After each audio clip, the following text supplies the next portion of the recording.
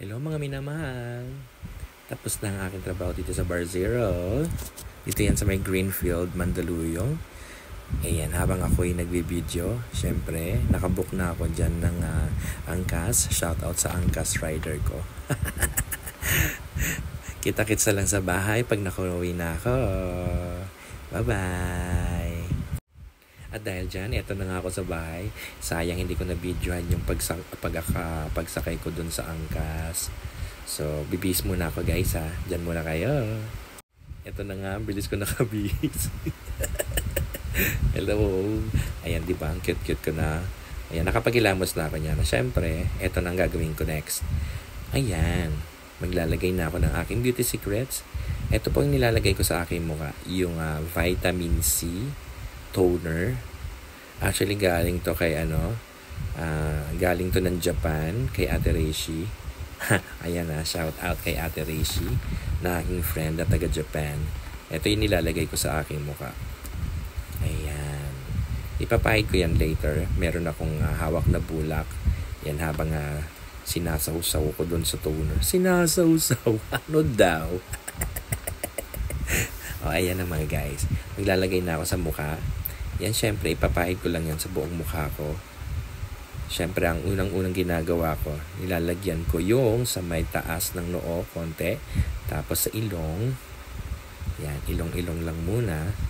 Yan, tapos ipapahid ko na buong mukha. Yan. Yan. At syempre, after nyan, maglalagay naman ako ng serum. Actually, itong serum na to nanggaling sa The View na binili ko before.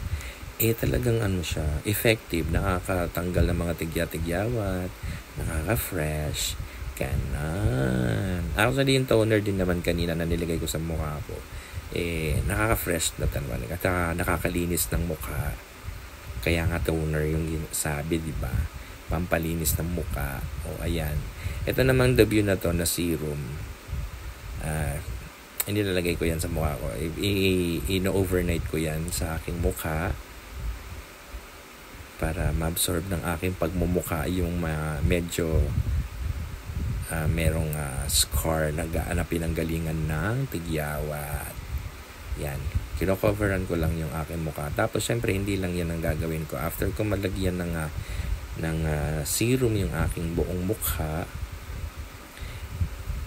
after nyan, ito yung ginagawa ko. Sige pa, lagay-lagay pa. Sige, para mas madulas kapag may gagawin na ako sa susunod. So, ito na nga. Ito na yung susunod kong gagawin. Ayan. Ito na yung parang roller siya. Ayan. Tapos, di baterya ito Tapos, nagva-vibrate siya. Then, ilalapat ko yan sa aking pagmumukha para ikalat yung serum na nilagay ko sa mukha ko.